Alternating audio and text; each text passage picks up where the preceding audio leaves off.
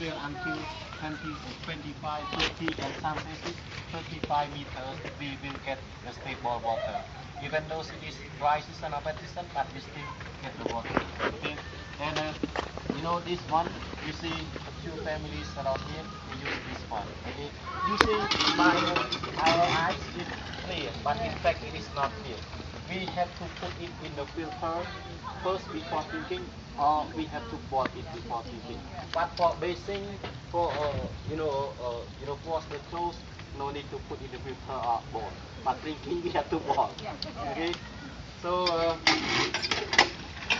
okay, you want to take? Want to take a bath? No. Now it is hot. It is hot, so you can take a bath. Okay. Any questions? Do they have to boil it when they cook? For cooking, okay, no need to put in the filter because cooking, when the water, they are boiled, so no battery, they are nice. Yes. Okay. What else? That's all? Okay, if no question, keep moving.